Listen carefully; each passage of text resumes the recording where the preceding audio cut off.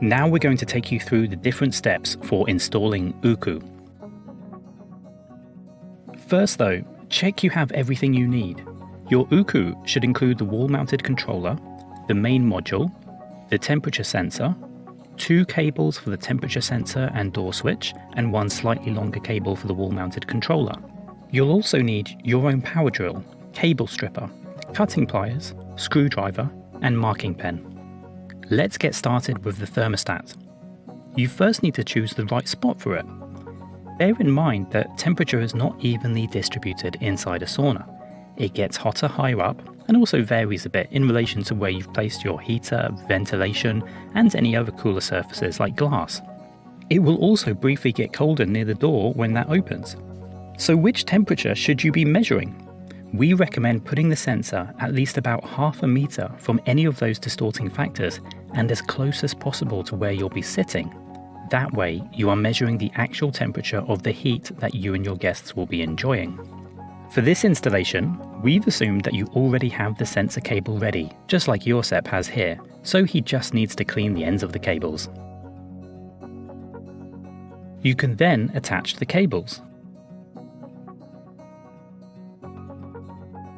before then screwing the thermostat to the wall. Next, we'll attach the door sensor, which automatically shuts off the heater when the door is opened. This sensor consists of 2 parts, the actual sensor that goes on the door frame and the magnet it connects to, which goes to the door. You need to put the sensor on the side of the door where it opens and also low down so it's not noticeable and the heat doesn't loosen the attachment. First, drill a hole into the door frame where the sensor will go. It must be just deep enough to allow the door to fully close. Again, we've assumed here that the rest of your wiring is already set up. Now you need to clean the cable ends and connect those cable ends to the terminals of the sensor. Opposite the hole for the sensor, you can now secure the magnet to the door. It's simply attached using double-sided tape. That will hold firm as long as the sensor is low enough down on the door like this one. You can then insert the sensor into the door frame. Just make sure you secure it so that both parts are aligned when the door closes.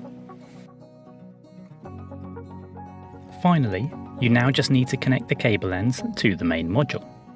Now we're going to install the actual wall-mounted controller that you'll be using to control the whole system. This must be placed outside of the sauna hot room, but it can be used anywhere that is most convenient for you. The most common place is next to the sauna door. However, some people have put it in the lounge or even their bedroom. Think about not just where you want to switch your sauna on and off, but also where you might want to glance over and monitor the temperature as it heats up. You need to secure the wires to your wall-mounted controller. Just make sure you carefully match up the right numbered cables here. This is the most common source of the problem when people think their heaters might not be working. In some controllers, for example, the numbers run backwards, which some people don't notice. This work is a little bit fiddly, but we've added these wire sleeves to help. Here's another top tip. Make sure you get a photo of the wiring here after it's finished. Either give this to your client if you are the electrician, or ask your electrician for this if you are the client. That way, if there's a problem in future, it's much easier for us or anyone else to see where the issue might be, or at least rule out that there's no problem with the wiring configuration. That saves a lot of time. The electrician can now connect the power cable to the cable screws on the UKU control panel before fixing it to the wall. For that, simply take away the dial in the middle, then you can attach the device to the wall with screws behind that before replacing the dial again.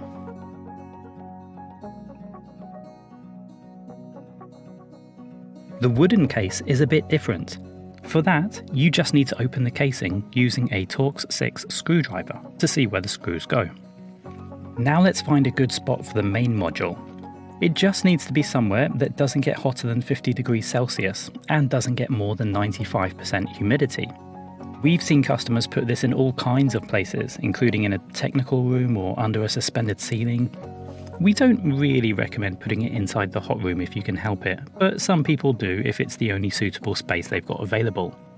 If so, just make sure it's about 10 to 50 centimeters from the floor and as far away from the heater as possible. You could even place it outside, but then you should build some kind of protective cover for it. Don't forget, if you have the UKU Wi-Fi or GSM, then you also need to make sure it can reach the signal. Once you've got your spot, you can then easily fix it to the wall. After that, the electrician can start connecting the cables for the wall-mounted controller and the sensors. Don't forget to look carefully at the numbers you need to match up. As with the wall-mounted controller, we recommend that you take a picture, just in case there are any issues in future, because that will make it much easier for someone to spot any problems without opening it up again. Try to take a few pictures from slightly different angles that show the cables actually entering the holes, not just from directly on top. Now the electrician can connect the power line to the heater. Don't forget, all cables to and from the main module need to have the same cross-section. Then that power line needs to be connected to the main module. Once again, don't forget to save a picture after you've connected it. You never know when that information might be useful in future. Connecting the lights or ventilation is optional, but it's a great added extra. You can choose one of these at a time, then connect it to the LL, LN outputs on the control console as shown here. Right, now let's test that everything is in working order. You don't need to wait until the stones are in for that. Start by simply turning on the screen of the wall-mounted controller, spinning the dial to choose a temperature, then pressing it to start the heating process. You'll know pretty quickly if it's working, because the heating elements will glow red and emit heat quite fast. There's no need to touch it, otherwise you might burn yourself. Don't forget, the sauna door has to be closed for this to work. Once it starts emitting heat, you can then test that door sensor too, by opening and closing the door to check that it shuts off properly. If you have UKU Wi-Fi or UKU GSM, you can now connect it to the network. Remember, it's only the main module in the UKU system that you've just installed that has to be within the signal range, but then you can use your app from anywhere. Let's start with UKU Wi-Fi. Hold the main button down for 10 seconds, and that will bring up the settings menu. Go to Wi-Fi settings, then select SSID. You'll then see a list of Wi-Fi networks within range, so just select yours.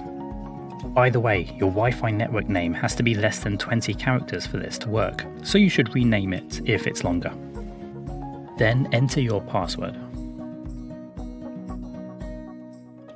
Then click Connect and follow any additional instructions on screen. You'll know the process is complete when you see that little Wi-Fi symbol at the top. If you have UKU GSM, then connecting that is even simpler. There's already a SIM card embedded inside your controller, and that will be activated automatically about 30 minutes after you connect the app to your sauna. So whether you've set up the Wi-Fi or are using GSM, you next just have to register on the HUUM app using your unique sauna ID and code. To turn on the control panel, simply press the dial. When you press it again, it will start heating, which is indicated by these wavy heat lines. Press it one more time and it will stop heating. The screen goes off automatically when the sauna isn't heating and the panel isn't being used. Okay, let's choose the temperature. You'll see two numbers on the screen. The smaller one in the upper right corner is your target temperature. You can move the dial to set that at whatever temperature feels comfortable for you up to 110 degrees Celsius. In the center of the screen is the actual temperature right now in your sauna. You'll see that rise steadily when your sauna is being heated. To find the timer, press and hold the dial for 3 seconds. Turn the dial to select your desired time, then one short press of the dial will activate it for your chosen time. Back in the settings menu, you can also switch on the child lock feature. This then activates every time the controller screen goes off. To switch the controller on after that, you just need to press and hold the dial as you usually do, but then also turn it 15 degrees clockwise, back, then 15 degrees anti-clockwise, then back into the center. It's pretty simple, but it prevents kids from accidentally turning it on if they start fiddling with it. If you've connected your lights or ventilation inside your sauna, this can also be activated from the settings menu. Once that's done, all you need to do is press the dial 2 times when you want to switch them on or off. Finally, you can also select the heating time instead of remembering to switch it off, which is particularly useful for public saunas. There are options of 3 and 6 hours for private saunas, 12 hours for semi-public saunas, and 18 hours for public saunas. If you have UKU Wi-Fi or UKU GSM, you can download your HUUM app from either the Apple App Store or Google Play, because it works on both the iOS and Android operating systems. To sign up, start by filling out some basic details. You then need to insert your sauna ID and sauna code, which can both be found printed on your main module. You can change these inside the app if you want. That's especially handy if you want to give your guests access to the app but also want to change the password afterwards. Just like on the wall-mounted controller, you can select your target temperature by scrolling around this circle that has the actual temperature inside. Your sauna is now heating. Remember though, you must not heat your sauna remotely if there's anything left inside the hot room. And if you've left the door open before leaving the house, then the app won't let you switch it on. As with any app, make sure you keep downloading any updates. Here at HUUM, we're working on some really great new features that we can't wait to show you in future.